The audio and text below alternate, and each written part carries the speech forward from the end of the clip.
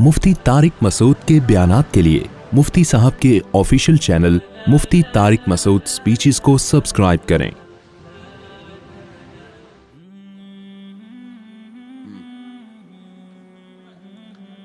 देखें, ये गामदी साहब ने बात की है कि तरावी तो इस्लाम में है ही नहीं है, तो हज़रत उमर ने शुरू की है। हज़रत उमर ने तरावी शुरू की है, जिस तरह से शुरू की इससे पहले हमें अबू बकर के दौर में ये नहीं मिलती। और नबी सल्लल्लाहु अलैहि वसल्लम ने भी ख़त्म की है तरावी, 3 दिन पढ़ाई, उसके बाद आपने कहा कि ये फ़र्ज़ ना हो जाए। हज़रत उमर ने शुरू की। यहीं से हमारा भी अहले हदीस से इख्तलाफ भी इसी बेस पे शुरू होता है। हम ये कहते हैं कि अगर आपने तरावी को मानना है हदीस की रोशनी में, तो हदीस में तरावी का सबूत नहीं है बल्कि तरावी की नफ़ी है। 3 दिन पढ़ के आप सल्लल्लाहु अलैहि वसल्लम ने उसको क्या कर दिया? ख़त्म। तो आप भी ख़त्म करें। समझते हैं ना? आप एक भी रकत ना पढ़ें। बोले तहज्जुद है 8 रकतें, अख्पल तरीके से इनफरादी जो जितनी पढ़ना चाहे। और अगर आप उमर रजी अल्लाह ताला अन्हु के अमल को बेस बनाते हैं तो फिर उमर रजी अल्लाह ताला ने 20 पढ़ी है, 8 नहीं पढ़ी हैं। 8 के बारे में जो मुवत्ता की रिवायत है वो ज़ईफ़ है, और इसकी 2 दलीलें बहुत मजबूत हैं। नंबर 1, मुवत्ता इमाम मालिक की तसनीफ़ है। इमाम मालिक खुद भी 8 के कायल नहीं है, वो तो 20 से भी ज़्यादा के कायल हैं। और क्यों कायल है? असल में तो वो भी 20 ही के कायल हैं, लेकिन 16 रकतों के किस बेस पे कायल हैं वो एक अलग बहस है, वो भी हमारा हदफ नहीं है। बाकी तीनों इमाम 20 के कायल हैं। तो हज़रत उमर की ये जो 8 रकतों वाली रिवायत है, पहली बात तो ये कि इमाम मालिकी मज़हब में भी फतवा 8 पर नहीं है, तो वो क्यों अपनी किताब को छोड़ेंगे? और सनद के लिहाज से वो मुस्तरब है। उसका इस्तिराब क्या है? जो सनद मुस्तरब होती है ना, अगरचे वो रावी सिका भी हों, लेकिन मुस्तरब सनद रावी का इस्तिराब है ना, वो एक बयान पे टिकता नहीं है। तो इस्तिराब की बेस पे भी हदीस ज़ईफ़ होती है, लिहाजा बहुत सारे मुहद्दिसीन ने इसको मुस्तरब कह के इस हदीस को रद्द कर दिया है। और तीसरी ज़बरदस्त दलील ये है कि अगर हज़रत उमर ने 8 शुरू की होती, सहाबा ताबईन में हमें किसी रमज़ान में 8 रकत कोई पढ़ता हुआ तो नज़र आता है ना? कोई एक ज़ईफ़ रिवायत भी नहीं है। बसरा में, कूफा में, दिमिश्क में, शाम में, मलेशिया में, कहीं भी उस दौर में किसी सहाबी या ताबई ने 8 रकतें पढ़ी हों। 16, 20, 24 इतनी मिलती हैं हमें। 16 कम से कम 16 मिलती हैं, वरना ज्यादा मेजॉरिटी तो 20 पढ़ती है। वजह क्या है? उन सब ने इसमें किसको फॉलो किया? जब तरावी उन्होंने हजरत उमर से ली है, तो रकतें भी किससे ली? हजरत उमर से ली हैं उन्होंने। तो इमाम शाफी जो उन्होंने कहा मैंने अहले मक्का को 20 रकतें पढ़ते हुए पाया, इमाम अबू हनीफा ने अहले कुफा को, जो सहाबा ताबईन से जो नमाजें मनकूल होके आई ना, सहाबा से भी हमें ताबईन से भी यही मिलती हैं 20 रकतें। तो इसलिए हमारा पहला सवाल तो अहले हदीस से है कि ये क्या बात है, आप बुखारी की 8 रकतों वाली हदीस पेश करते हो, नबी रमज़ान गैर रमज़ान में 8 पढ़ते थे, तो नबी के अमल को फॉलो करना है, तो नबी ने तो 3 दिन पढ़ के क्या कर दिया? ख़त्म कर दी ना। तो फिर ख़त्म वाली हदीस अभी तो पेश करो ना, फिर आप क्यों पढ़ रहे हो? और अगर उमर को लेना है तो फिर पूरी बात उमर की लो ना। जमात भी आपने उमर से ली, तो रकतें भी आप किससे लो? हजरत उमर से लो। अब यहां तक तो अहले हदीस का जवाब हो गया। अब हमारा सवाल जो गामदी साहब का सवाल है कि ये तो नबी ने पढ़ के छोड़ दी थी, नबी से तो सबूत ही नहीं है, ये तो हजरत उमर के लिहाजा ये सिरे से नमाज है ही नहीं। हम कहते हैं आप नबी के अमल को दलील बना रहे हैं कि नबी से साबित नहीं है, बल्कि नबी से छोड़ना साबित है ना आप सल्लल्लाहु अलैहि वसल्लम से। तो नबी के अमल को अगर आप दलील बना रहे हो, तो नबी के कौल को क्यों दलील नहीं बना रहे? अलैकुम बिसुन्नती व सुन्नतिल खुलफाइर राशिदीन अल महदीयीन, मेरी और खुलफाए राशिदीन की सुन्नत को फॉलो करो। तो ये हम उमर को फॉलो कर रहे हैं किसके कहने से? नबी के कहने से। मुमकिन है कुछ स्कॉलर्स यहाँ के कहें कि अच्छा हजरत उमर का तो फलां फैसला है, वो फलां फ़क़ीह ने नहीं माना, फलां साहबी ने नहीं माना, तो आप हर बात तो उमर की वैसे भी नहीं मानते। कुछ मसाइल होंगे, निकाले जा सकते हैं। हम कह रहे हैं ये वो मसला है, हजरत उमर की इस बात को तमाम सहाबा ने माना, उस्मान ने, अली ने, अब्दुल्ला बिन मसूद ने, हजरत आयशा ने, पूरी दुनिया में मशरिक मगरिब शुमाल जुनूब तरावी का इनेकाद क्या हो गया? शुरू हो गया, और तवातुर के साथ आज तक चला आ रहा है। हत्ता के हरमैन में पिछले साल 10 रकतें हुई हैं, इससे पहले 1400 साल में कोई नहीं दिखा सकता 20 रकत से 1 रकत कम हुई हो। अब या तो हजरत उमर ने कोई नई चीज गढ़ी है, गलती हुई है उनसे, गलती हुई होती सहाबा उसी वक्त आपको टोक देते, नहीं टोका। ये इसकी अलामत है कि हजरत उमर ने बिदत का आगाज नहीं किया, बल्कि हजरत उमर ने पैगंबर के अमल को जिंदा किया है। जो अमल खत्म हो चुका था, बिल्कुलिया खत्म नहीं हुआ था, जमात का अमल खत्म हो गया था, और जमात का अमल भी बिल्कुलिया खत्म नहीं हुआ था, एक इमाम के पीछे नमाज का अमल खत्म हो गया था। ہوا یہ ہے کہ نبی صلی اللہ علیہ وسلم نے جب 3 دن تراویح پڑھائی ہے نا, تو آپ صلی اللہ علیہ وسلم نے فرمایا کہ تم پہ فرض نہ ہو جائے, تو آپ نے خود آنا چھوڑ دیا. صحابہ سمجھ گئے کہ نبی چاہتے ہیں کہ یہ نماز ہم پڑھیں, لیکن فرضیت کے خوف سے آپ نے کیا کر دیا, ختم. لہذا صحابہ نے اس کو زندہ رکھا. مسجدوں میں صحابہ آتے, ابو بکر کے دور میں تراویح ہوتی تھی, عشاء کے بعد لوگ مختلف قاریوں کے پیچھے جماعت کی نماز سے قرآن سنتے تھے ان کے پیچھے. اتنی لمبی لمبی نمازیں ہوتی تھیں کہ سحری کے وقت میں جا کے ختم ہوتی تھی, عشاء کے بعد شروع ہوتی تھی. حضرت عمر جب آئے, حضرت عمر نے دیکھا کہ انہوں نے فرمایا کہ تم نے تو قرآن کو ٹکڑے ٹکڑے بنا لیا ہے, ایک مسجد میں اتنی جماعتیں کیوں ہو رہی ہیں. حضرت عمر نے یہ نہیں کہا کہ تم نے یہ بدعت کہاں سے ایجاد کی. دیکھو رمضان کے علاوہ اگر یہ مسجد نبی میں عمل ہوتا, حضرت عمر اس کو باقی رکھتے. حضرت عمر کہتے بھائی نفل نمازیں انفرادی پڑھو نا, یہ اتنی جماعتیں کیوں ہو رہی ہیں, عشاء کی جماعت ہو گئی, اپنے اپنے گھروں میں جاؤ, تہجد پڑھنی ہے انفرادی پڑھو. حضرت عمر کو اس پہ اشکال نہیں تھا اتنی جماعتیں کیوں ہو رہی ہیں. سمجھتے ہو کہ نہیں سمجھتے؟ اس کا مطلب حضرت عمر جانتے تھے کہ رمضان میں نبی سے یہ سب کیا ہے, ثابت ہے. اور حضرت عمر یہ بھی جانتے تھے کہ یہ جو اہل حدیث حضرات حدیث پیش کرتے ہیں کہ نبی رمضان غیر رمضان میں 8 رکعت پڑھتے تھے, یہ اس موقع کی نہیں ہے, کیونکہ وہ انفرادی پڑھتے تھے, جماعت سے نہیں پڑھتے تھے. اگر وہ اس حدیث کو حضرت عمر فالو کرتے تو ان سے کہتے نبی نے 8 پڑھی ہیں, انفرادی پڑھی ہیں, تم بھی 8 پڑھو اور انفرادی پڑھو, انڈیویجولی پڑھو, جماعت کی تم کو اجازت نہیں ہے. حضرت عمر نے اس حدیث سے استدلال کیا جو نبی نے 3 دن پڑھی ہے. وہ والی نہیں تھے جو بخاری کی 8 رکعتیں, وہ کتنی رکعتیں تھی اس کے بارے میں ایک ضعیف روایت ہے 20 رکعتیں, لیکن حضرت عمر سے اس روایت کی تائید ہوتی ہے کہ وہ 20 ہی تھیں. تو اب کیا ہے کہ حضرت عمر نے ان سب کو کہا کہ تم لوگ انفرادی طور پر نمازیں پڑھ رہے ہو, ایک امام کے پیچھے میں تمہیں جمع کروں گا. تو حضرت عمر نے کہا کہ مسجد میں امام کون ہوگا, ایک. وہ کتنی شروع کروائیں, ایک روایت میں 8 ہے, دوسری میں 20 ہے. 20 والی روایت کو صحابہ نے بھی لیا, چاروں اماموں نے بھی لیا. 8 رکعت والی روایت کو صدیوں تک کسی نے لفٹ نہیں کرائی, صدیوں تک. پوری روئے زمین پر نہیں ہوتی تھی, پوری. علامہ شامی نے 150-200 سال پہلے لکھے, پوری روئے زمین پر 20 رکعت سے کم 1 رکعت بھی تراویح نہیں ہو رہی. اس کے بعد اہل حدیث نے کیا کہا, کتنی ہوتی ہیں, 8. ٹھیک ہے, کچھ علماء نے اس دور میں بھی کہا تھا کہ 8 ہوتی ہیں, لیکن ان کی بات کسی نے نہیں مانی, کیونکہ یہ بالکل شاذ قول تھا نا, اجماع امت کے خلاف قول تھا, تو اس کو رد کر دیا. علامہ ابن حمام ایک حنفی عالم گزرے, انہوں نے کہا کہ ثابت 8 ہے, پڑھ بھی سکتے ہو.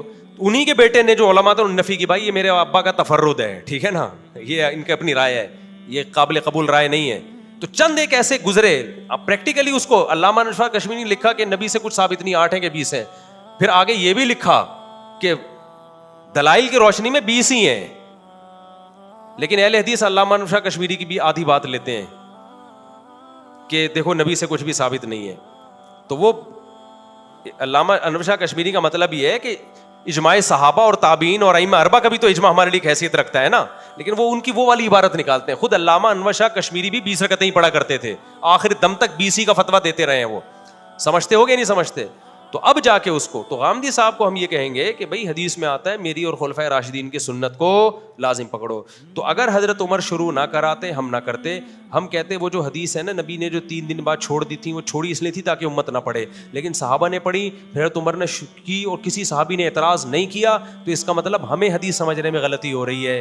حدیث کا اصل مطلب یہ تھا, صحابہ کے عمل کو سامنے رکھ کے پتہ چلتا ہے کہ بھائی فرض نہ ہو جائے, مطلب سنت تو رہے, فرض نہ ہو جائے. تو صحابہ نے اس کی سنیت کو کیا رکھا, باقی رکھا. حضرت عمر نے کہا کہ نبی کے دور میں تو ایک امام کے پیچھے پڑھی ہم نے, تو مسجد نبی میں بھی ایک ہی امام کے پیچھے ہم پڑھیں گے, الگ الگ مختلف ٹکڑوں میں امامت نہیں کی جائے گی, ایک مسجد میں ایک امام ہوگا. اس وقت سے لے کے مسجد نبوی میں پچھلے سال سے پچھلے سال تک ایک امام کے پیچھے 20 ہی پڑھی آ رہی ہیں, جب سے حضرت عمر نے شروع کرائی ہیں.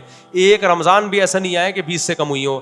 اب جا کے حکومت سعودیہ نے اس کو چینج کر دیا, اور اب 20 کے بجائے کتنی ہو رہی ہیں, 10 سال. تو اب اہل حدیث حوالہ دیتے ہیں, دیکھو حرم والوں کو قرآن و سنت کو فالو کر رہے ہیں. ہم کہتے ہیں بھائی 1400 سال کا حرم وہ ہمارے لیے ایکسیپٹیبل ہے, آج کے حرم میں غلطی ہو سکتی ہے, یا تو 1400 سال کو غلط بولو یا آج کو غلط بولو. سمجھتا نہیں ہے نا بات کو, جب نہیں پڑھے گا رات کو تو نہیں سمجھے گا بات کو. تو غامدی صاحب تو تراویح کی شروع سے منکر ہیں. اور کمال کی بات, ایک تراویح کے بارے میں ایک بڑی خاندانی بات میں اکثر یہ بھی کرتا ہوں, جس کو ہمارے جو اہل حدیث حضرات ہیں وہ بالکل ہی پی جاتے ہیں. بعض لوگ غلط جواب دیتے ہیں. اسلاف نے اس کو تراویح کا نام دیا ہے, میں نے نہیں دیا. مصنف ابن ابی شیبہ میں روایت ہے کہ جو رمضان میں جماعت کے ساتھ نماز پڑھی جاتی تھی, اسلاف نے اس کو نام کیا دیا, تراویح. تبھی تمام محدثین تراویح کا باب قائم کرتے ہیں, قیام اللیل میں بھی لاتے ہیں, تراویح میں بھی لاتے ہیں الگ سے. کیوں نام دیا؟ یہ بھی حدیثوں میں ہمیں ملتا ہے, مصنف ابن ابی شیبہ, مصنف عبدالرزاق میں, کہ وہ 4 رکعتوں کے بعد تھوڑا آرام کیا کرتے تھے, اسٹے کرتے تھے. اسلاف, علماء دیوبند یا بریلوی نہیں, یہ کون تھے؟ اسلاف. جو اہل حدیث اپنے آپ کو سلفی کہتے ہیں نا, تو اسلاف 4 رکعتوں کے بعد کیا کرتے تھے؟ تھوڑا ریسٹ, پھر 4 رکعتیں. تو 4 رکعتوں کو ترویحہ کہا گیا. کہ کیا کہا گیا؟ ترویحہ. تراویح جمع اقصا ہے, بہت سارے ترویحے, اس کو تراویح کی نماز کہا جاتا ہے نا. تو بہت ساری 4 رکعتیں, 8 رکعتیں تو 2-4 رکعتیں ہیں, اس پہ تو جمع کا اطلاق نہیں ہوتا. عربی میں جمع کے لیے کم از کم 3 افراد چاہیے, پلورل کے لیے, پلورل کے لیے. اگر یہ 8 رکعتیں ہوتی تو ترویحتین کہا جاتا اس کو, ترویحتین. تراویح نہیں کہا, تراویح جمع اقصا ہے. دیکھو مساجد جمع اقصا ہے, 2-3 مسجدوں کو نہیں, بہت ساری مسجدوں کہا جاتا ہے. اس کا مطلب اسلاف ایک ترویحہ نہیں پڑھتے تھے, بہت سارے ترویحے تھے, تو اس نماز کو انہوں نے تراویح کہنا شروع کر دیا. بہت سارے ترویحے, تو وہ نہ 8 ہے نہ 10 ہیں. 10 میں تو 2 ترویح ہوں گے اور آدھا ترویحہ, 2 پورا ترویحہ ہی نہیں ہو رہا وہ تو, ٹھیک ہے نا. اس کا کسی کے پاس جواب نہیں ہے. تو اس لیے جب بھی آپ جمہور سے ہٹو گے نا, یاد رکھنا بظاہر بڑے مضبوط دلائل آپ کو لگیں گے, لیکن جب آپ اس کی ڈیپتھ میں جاؤ گے تو آپ کو وہ دلائل کھوکھلے لگیں گے. امت میں جمہور امت غلط نہیں ہو سکتی, 4 آدمی غلط ہو سکتے ہیں, یہ اس امت کی خاصیت ہے. 4 کروڑ غلط نہیں ہو سکتے. سمجھتا نہیں ہے نا بات کو.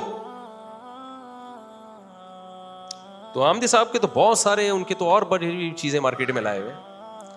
تو یہ تو رمضان کی رونق ہے یار, تراویح رمضان کی رونق, اور یہ رمضان کے ساتھ خاص ہے. تہجد تو رمضان ہو غیر رمضان سب میں ہے. تبھی عید کا چاند نظر آتے ہی کوئی بندہ آئے دوبارہ تہجد پڑھنے کے لیے جماعت کے ساتھ, فوراً نکال دیں گے. اگر وہ دلیل بخاری میں آتا ہے نبی نے تہجد جماعت سے پڑھی ہے, فوراً کیا کہیں بھائی گھر میں پڑھیے 2-4 افراد کے ساتھ, یہ 8-10 افراد نہیں ہیں اپنے, نکلو بدلی گلی سے. تراویح گئی تو یہ تہجد نہیں ہے, یہ وہ نماز ہے جو رمضان کے ساتھ کیا ہے, خاص ہے, اس لیے اس کو نام الگ دیا ہے. اور میں نے, علماء دیوبند نے یا بریلویوں نے نہیں دیا, یہ حنفیوں شافیوں نے, اسلاف نے نام دیا اس کو. یہ نام نبی کے دور میں نہیں تھا, نماز تھی الگ سے اسپیسیفک, جس کو حضرت عمر نے ایک منظم شکل دی. بعض لوگ یہ بھی کہتے ہیں کہ حضرت عمر خود تو نہیں پڑھتے تھے تراویح مسجد میں. حدیث میں آتا ہے حضرت عمر مسجد میں نکلے اور بڑی خوشی کا اظہار کیا, فرمایا واللتی تنامون عنہا افضل مما تقومون, بس دیکھا چلے گئے, اور فرمایا کہ جس نماز سے تم غافل ہو وہ اس سے افضل ہے جسے تم پڑھ رہے ہو. تو ہم کہتے ہیں کہ حضرت عمر خود حافظ قرآن تھے. یہ بھی اجماع ہے کہ جو حافظ قرآن خود قرآن دہرا سکتا ہے, اس کے لیے افضل یہی ہے کہ وہ حافظ کے پیچھے پڑھنے کے بجائے اپنی الگ سے نماز پڑھے. اسی پہ حضرت عمر تو حافظ تھے, ان کے لیے تو افضل یہ تھا کہ اپنے گھر میں الگ پڑھے وہ, یا الگ جماعت کرائیں اپنے گھر میں. تو ہم تو غیر حافظوں کو کہہ رہے ہیں کہ مسجد میں تمہیں حافظ نہیں ہو تو حافظوں کے پیچھے پڑھ لو. آپ نے حافظوں کو بھی غائب کر دیا اور بالکل ہی آپ نے انکار ہی کر دیا اس کا. دوسری بات یہ کہ اسی حدیث سے پتہ چلتا ہے کہ تہجد الگ ہے, تراویح الگ ہے. تبھی حضرت عمر نے کیا فرمایا, واللتی تنامون عنہا افضل مما تقومون, جس نماز سے تم غافل ہو, جو نماز تم پڑھ رہے ہو, تو جس سے تم غافل ہو وہ اس سے بھی زیادہ افضل ہے. کیا مطلب تہجد اس سے بھی زیادہ افضل ہے. تو اس کا مطلب حضرت عمر تہجد کو تراویح سے کیا کر رہے ہیں, بولو نا, الگ کر رہے ہیں, اور یہ کہتے ہیں کہ تہجد تراویح ایک ہی ہے. تو اس حدیث سے تو پتہ چل رہا ہے کہ تہجد الگ ہے, تراویح الگ. اب یہاں ایک سوال پیدا ہوتا ہے, اتنا تو پتہ چل گیا کہ تہجد افضل ہے, تراویح کیا ہے, بولو کم افضل ہے. تو خوب سمجھ لیں, بعض دفعہ ایک چیز کم افضل ہوتی ہے لیکن اس کی تاکید زیادہ ہوتی ہے, بعض دفعہ ایک چیز افضل ہوتی ہے لیکن اس کی تاکید کیا ہوتی ہے, کم ہوتی ہے. جیسے آپ فجر کی 2 سنتیں پڑھتے ہیں, فجر سے پہلے 2 سنتیں, تاکید اس کی زیادہ ہے, ثواب تہجد کا زیادہ ہے. ظہر سے پہلے 4 سنتیں پڑھتے ہیں, سنت موقدہ ہیں, تہجد سنت موقدہ نہیں ہے, ثواب تہجد کا زیادہ ہے, لیکن تہجد چھوڑ دو قابل ملامت نہیں ہو, سنت موقدہ چھوڑ دو قابل ملامت ہو. ہمیں جس اہتمام سے صحابہ سے تراویح کی جماعت ملتی ہے, اور رمضان کے ساتھ, اور نبی صلی اللہ علیہ وسلم کے بار بار آپ کے ارشادات, من قام رمضان من صام رمضان, جو رمضان میں قیام کرے, رمضان میں روزہ رکھے, قیام رمضان, صیام رمضان, قیام, پتہ چلا وہ قیام جو رمضان, یہ قیام رمضان کے ساتھ خاص ہے. تو صحابہ نے اس کو تراویح ہی کو قرار دیا ہے. اس لیے علماء کہتے ہیں سنت موقدہ ہے. تو اصل فضیلت تہجد کی ہے, لیکن تراویح سنت موقدہ ہونے میں اس کی فضیلت کیا ہے؟ تہجد سے زیادہ. اس کو جزوی فضیلت کہتے ہیں. ایک خاص چیز میں تراویح کی فضیلت زیادہ ہو گئی ہے. اور اس حوالے سے دیکھا جائے کہ تہجد میں صحابہ جو قرآن پڑھتے تھے, آج لوگ تراویح میں خود قرآن نہیں پڑھ سکتے. قرآن کے سننے اور خاتمے کے اعتبار سے بھی, قرآن کے ختم قرآن کے اعتبار سے بھی تراویح کی فضیلت تہجد سے کیا ہے؟ زیادہ ہے. کیونکہ اکثر لوگ حافظ نہیں ہیں, وہ تہجد میں قرآن تھوڑی ختم کر پاتے ہیں, سمجھتا نہیں ہے نا کیا. تو ہمارے پاس سب سے بڑی بات یہ کہ دیکھو, عوام کو میں ایک آسان بات کرتا ہوں, تمہیں دلائل سمجھ میں نہیں آتے نا, تم ان اسکالرس کو سنتے ہو, تم یہ تو مانتے ہو نا ابو حنیفہ کا علم اور تقوی ان سے زیادہ, انہوں نے صحابہ کی زیارت کی. امام شافعی نے تابعین کی زیارت کی, ان کا علم بھی زیادہ, ان کا تقوی بھی زیادہ. امام احمد امام بخاری کے استاذ ہیں, امام شافعی امام احمد کے استاذ ہیں. امام مالک تو ایسے امام ہیں جن کے بارے میں بہت سارے علماء قائل ہیں کہ جو حدیث میں آتا ہے نا کہ مدینہ میں ایک عالم پیدا ہوگا جس کی طرف دنیا آئے گی, جمہور اس کے قائل ہے کہ اس سے امام مالک مراد ہیں جنہوں نے تابعین کی زیارت کی. اتنے بڑے بڑے اسکالرز جن کو 99% دنیا نے فالو کیا ہے. تو میں صرف عوام سے پوچھتا ہوں, ان کی عقل قرآن و حدیث کو سمجھنے میں زیادہ ہے یا آج کل کے اسکالرز کی؟ لوگ فوراً کہتے ہیں ہم کسی امام کو نہیں مانیں گے, ہم حدیث کو فالو کریں گے. بھائی آپ امام کو حدیث کے مقابلے میں نہ لے کر آؤ, یہ گڑبڑ کر, یہ لفاظی ہے. ہم کہتے ہیں حدیث کی ایک ایکسپلینیشن ہے, ایک ایکسپلینیشن غامدی صاحب کر رہے ہیں, ایک فلاں پروفیسر کر رہا ہے, ایک فلاں شخص کر رہا ہے, ایک فلاں مولانا کر رہا ہے, اور ایک ایکسپلینیشن ہے جو چاروں اماموں نے کی ہے بالاتفاق. تو ہم اس عوام کو کہیں گے اس ایکسپلینیشن کو مانو جو چاروں امام کر رہے ہیں. ان کے فالوورز بھی زیادہ, اور اس دور میں فالو کیا جب علم کا دنیا میں غلبہ تھا. آج کل کے اسکالرز کو فالو نہ کرو. عبداللہ بن مسعود کہتے ہیں من کان منکم مستنن فلیستن بمن قد مات فإن الحی لا یؤمن علیہ الفتنہ. کہ جو جس نے فالو کرنا ہے نا, پہلے گزرے ہوئے لوگوں کو فالو کرے, وہ آج کل کے اسکالرز کو فالو نہ کرے. یہ عبداللہ بن مسعود کا قول ہے, کیونکہ آج کل کے لوگوں کے بارے میں فتنے کا خوف زیادہ ہے, ان کے بارے میں زیادہ ہے کہ وہ کسی فتنے میں مبتلا ہوں گے. تو عبداللہ بن مسعود اپنے بارے میں کہہ رہے ہیں, تو آپ آج کل کے دور کے اسکالرز کو کیسے ان پر یعنی ان کے برابر لا سکتے ہو؟ سمجھتا ہے کہ نہیں سمجھتا ہے؟ تو آپ کہہ سکتے ہو پھر ہم چاروں اماموں کو کیوں فالو کریں, ہم ان سے بھی پہلے لوگوں کو فالو کریں. ان چاروں اماموں نے اپنے سے پہلے لوگوں ہی کو فالو کر کے فقہ کو مرتب کیا, کوئی نئی چیز مارکیٹ میں یہ لوگ نہیں لے کر آئے ہیں. ان چاروں نے عبداللہ بن مسعود کے اس قول پر عمل کیا ہے, سمجھ رہے ہو کہ نہیں, انہوں نے مرتب کیا ہے فقہ کو. تو یہ بات 20 دفعہ بتائی جا چکی ہے, کھوپڑی شریف میں آتی نہیں. آپ اگر اسلام پہ باقی رہنا چاہتے ہو نا, آپ کے پاس ان چار اماموں کے علاوہ کوئی راستہ نہیں ہے. ورنہ ایک ایسی جنگل ہے نا, ہر آدمی ہر اسکالر قرآن و سنت کے نام پہ کوئی گدھے کو حلال کرے گا, کوئی کتے کو حلال کرے گا, کوئی جناب آگے جا کے 3 طلاقوں کو ایک کہے گا, کوئی کہے گا 3 ایک بھی نہیں ہوتی, کوئی کہے گا طلاق سرے سے ہے ہی نہیں, کوئی کہے گا خلا کا عورت کو ہر وقت اختیار ہے, جیسے مرد دے سکتا ہے عورت بھی دے سکتی ہے, کوئی کہے گا یتیم پوتے کی بھی اسلام میں میراث ہے. ہوا ہے نا ایوب خان کے دور میں مذہبی اسکالر آئے تھے, انہوں نے کہا کہ بیٹا مر گیا, آپ کا سگا بیٹا موجود ہے, تو وہ جو پوتا ہے اس کو بھی وراثت ملے گی. تو بہت کچھ اجماع کے خلاف. پھر کچھ اسکالر ایسے بھی آئیں گے جو کہیں گے عورت صفا مروا میں دوڑے گی. ناصر البانی نے فتویٰ دیا کہ عورت دوڑے گی صفا مروا میں. انہوں نے کہا حدیث دکھاؤ کہ کہاں ہے لکھا ہے کہ نہیں دوڑے گی. ہم کہتے ہیں چاروں اماموں کا فیصلہ نہیں دوڑے گی. امت اسی پہ آ رہی, کہہ رہے ہیں بھائی 4 امام کیا ہوتے ہیں, حدیث دکھاؤ. تو چاروں اماموں نے دیکھا اجماع ہے کہ عورت, کسی کو بھی دیکھا صحابہ تابعین میں کوئی نہیں دوڑ رہی, انہوں نے فتویٰ دے دی نہیں دوڑے گی, چاہے کوئی حدیث نہیں بھی ہو. انہوں نے کہا یہ اجماع کافی ہے. البانی رحمہ اللہ نے کیا کہا, بھائی حدیث تو نہیں ہے, تو ان کا فتویٰ ہے باقاعدہ کہ عورت کیا کرے گی, صفا مروا میں دوڑے گی. تو یہ سب چینج ہوگا آہستہ آہستہ. تو امت کو تباہی سے بچانے کا آپ کے پاس ایک ہی راستہ ہے, وہ بھائی صدیوں سے جو فقہ قانونی شکل میں مرتب ہو گیا نا, اسی پہ رہنا ہے. دائیں بائیں گئے تو بے لگام اونٹ. ایک نے, میں نے ڈاکٹر اسرار رحمہ اللہ کی فضیلت پہ بھی بیان کیا نا, تو میں نے کہا ڈاکٹر اسرار کا ایک اچھا کارنامہ تھا, ایک نیا فقہی مسلک نہیں نکالا انہوں نے, انہی فقہا کے پابند رہے جو پہلے چلے آ رہے ہیں. کسی نے لکھا کہ جب تک یہ مولوی لوگوں کو فقہی پابندیوں سے نہیں نکالیں گے نا, مسلمان قوم ترقی نہیں کرے گی.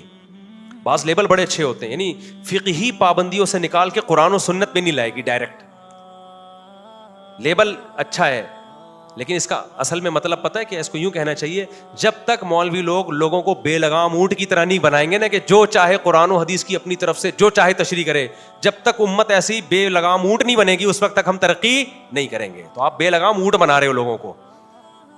جو اٹھتا ہے قرآن و سنت کے نام پہ کوئی بھی مارکیٹ میں فتویٰ لے آتا ہے, اسے کہا جائے کوئی ریفرنس دو کس فقی کا یہ فتویٰ, کہہ رہے ہیں فقہ شقہ کو نہیں ہم مانتے, فقہ شقہ کو نہیں, ہم فقہ کو نہیں مانتے. تو اس کا مطلب سارے گھاس کھا رہے تھے, اب آپ مارکیٹ میں آئے ہیں. تو ایسا نہیں ہوتا میرے بھائی. یہ امت گمراہی پہ حدیث میں آتا ہے جمع نہیں ہوتی, اور ایک دفعہ نہیں صدیوں تک گمراہی پہ جمع ہو گئی. میری کھوپڑی اس بات کو کائنڈلی نہیں مانتی.